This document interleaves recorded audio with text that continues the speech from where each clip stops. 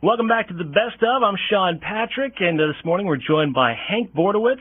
He's the author of Billy Joel, A Life and Times of an Angry Young Man, the very first biography, I believe, of Billy Joel. Good morning, Hank. Well, it's not really the first. It is the first exhaustive one. Okay. You know, I hate to use the definitive. Sounds like I'm blowing my own horn here, but it's all right. You know, worked hard on it. Well, and I read this thing in like 3 days. I could not stop reading it because Billy Joel's life. I mean, we've got a rare artist here who is so confessional in his music. He's almost got his own biography just in his songs. Well, yeah.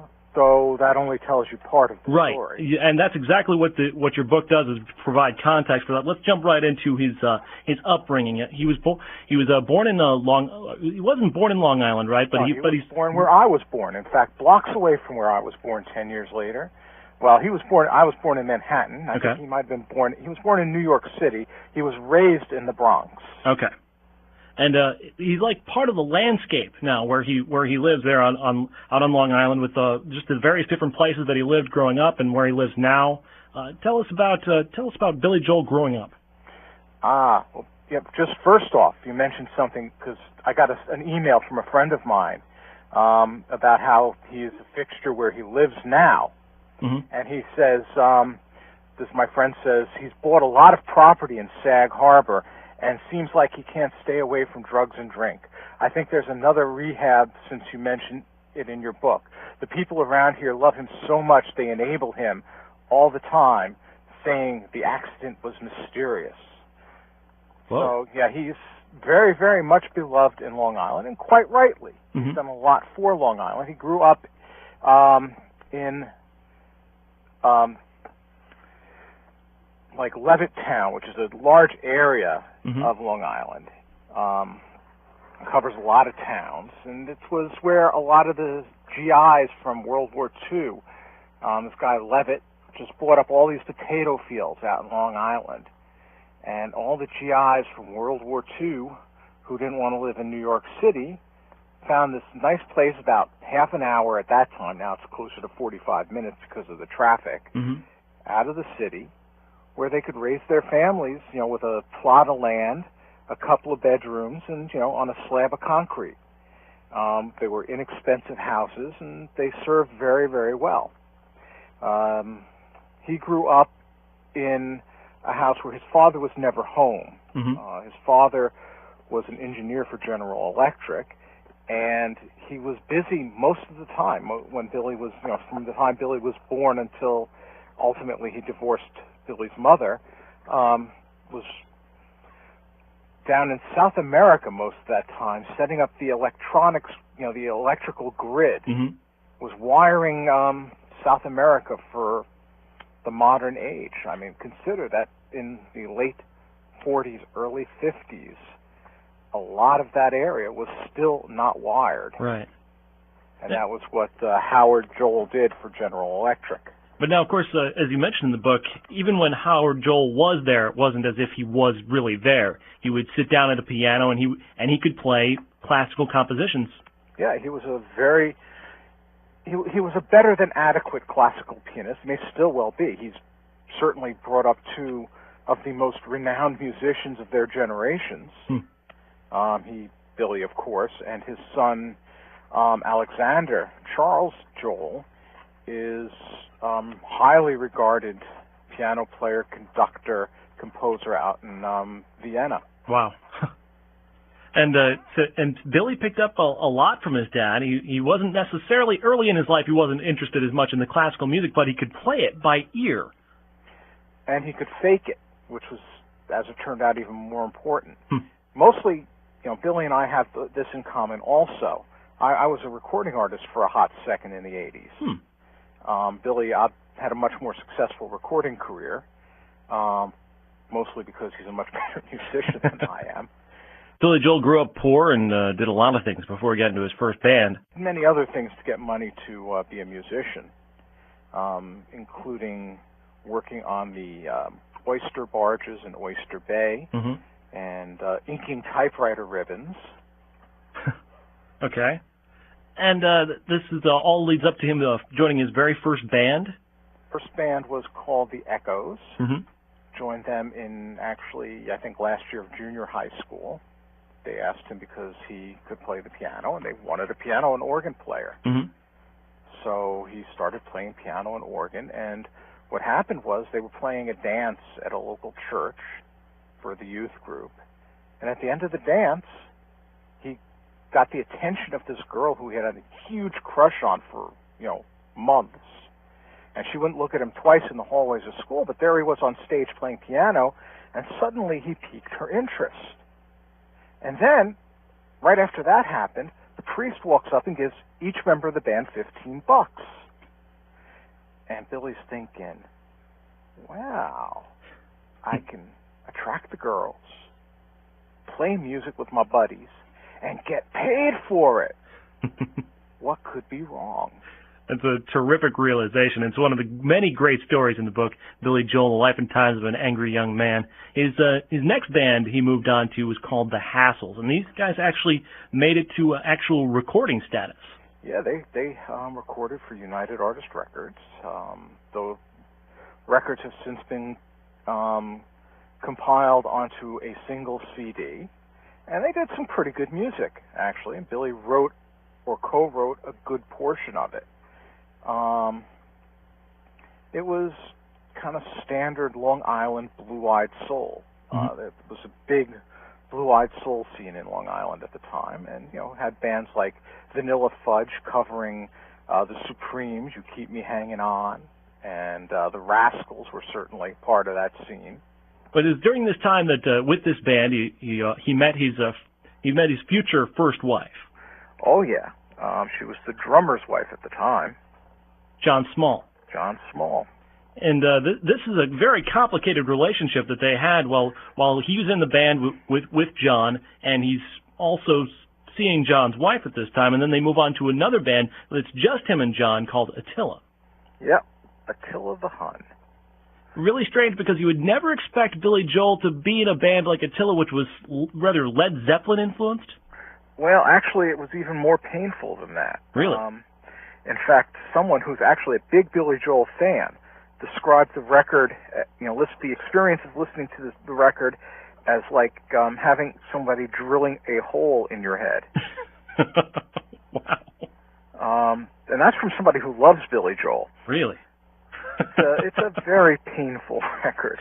The way Billy hooked up his organ to the Marshall amplifiers and certain distortion units and things like that. And a friend of Billy's and John's, who was also their roommate at the time, says that when they plugged it in to rehearse, the rats would scatter. You could hear them all over the house, just take off in all directions. It made him crazy. Wow. And now during this time, they're working together. They're living occasionally. Billy's living there. He's also sleeping in laundromats and wherever he can find a place. And he's sneaking around with John's wife until finally they're just finally forced to come out with it.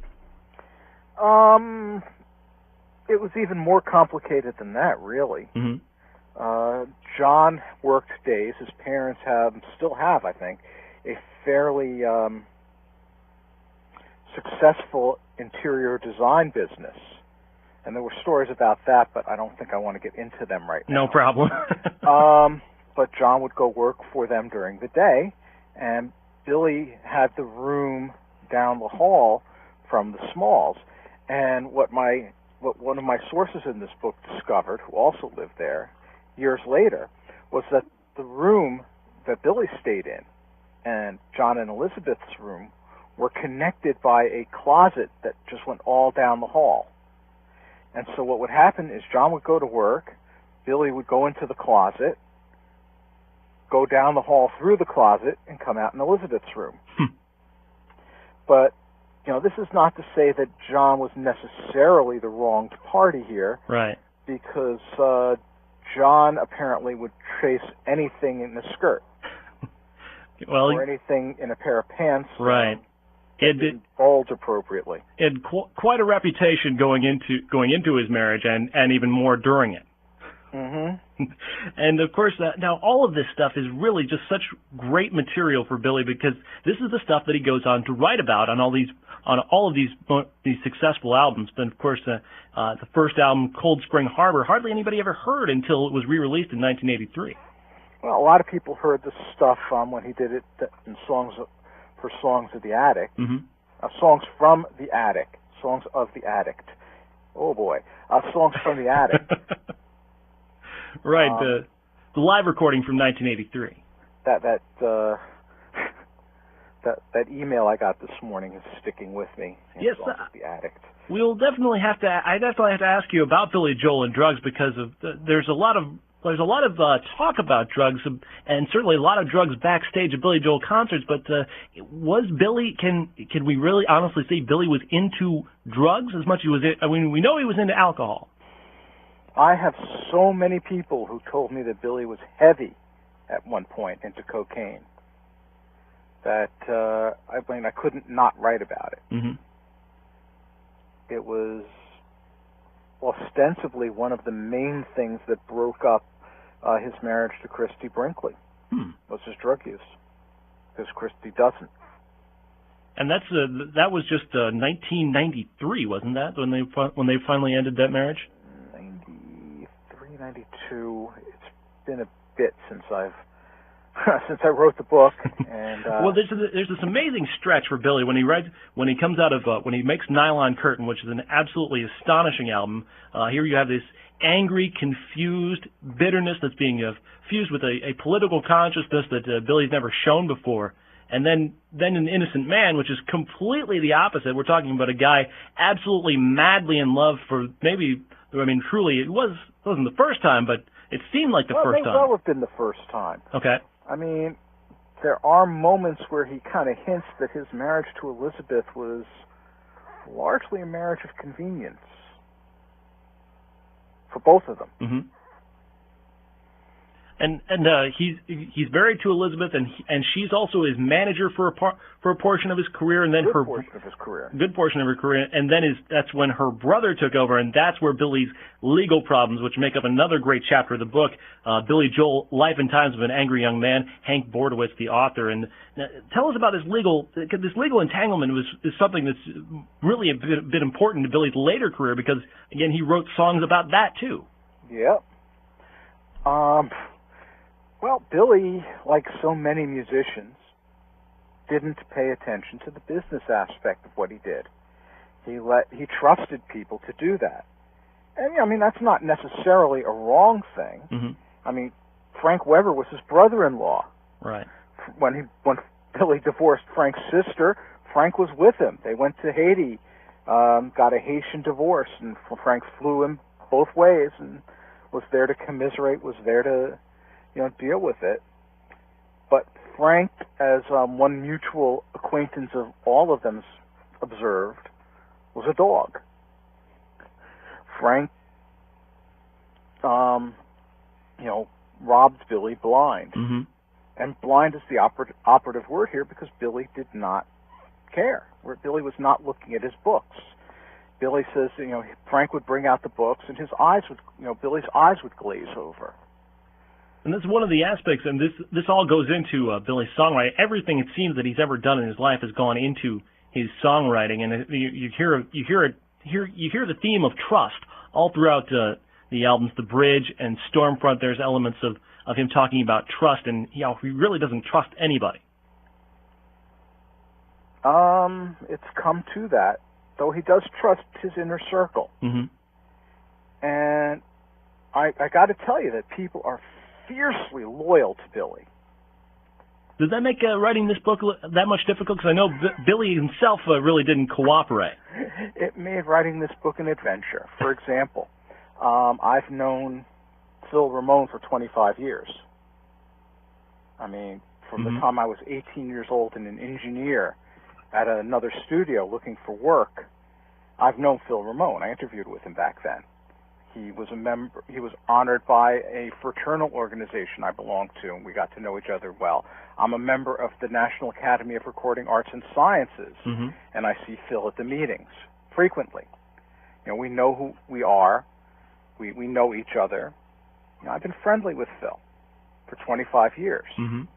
and he was the first person I called when I got the contract to do this book. And I said, Phil, I've just got a contract to do a book on Billy Joel, and I'd like to talk to you about it, what it was like working with him in the studio. And Phil said, well, I'm going to have to call Billy about that. Call me back in a week. Mm-hmm. So I called him back a week later, and he said, listen, I can't talk to you about this, and no one in Billy's camp is going to talk to you about this. Wow. And it was true to an extent. There were a lot of people who gave me stuff off the record. Mm-hmm. And obviously, since I try to be a good journalist, I couldn't use it. Right. But it did help shape the book. Well, I think the best thing about this book for me was you give so much context to Billy's music that you read this book, then you listen to Billy's music, and the story really comes together so well, and his music becomes like a biography of its own thanks to the context that you provide, and that is really astonishing, especially for a Billy Joel fan like myself. That was one of the aims, certainly. Well, thank you so much for joining me, Hank, and thank you for putting up with our technical problems this morning. Not a problem. I really appreciate it. This is a fantastic book. I'm glad you enjoyed it. All right, Hank, have a good day. Drive safe, Dad.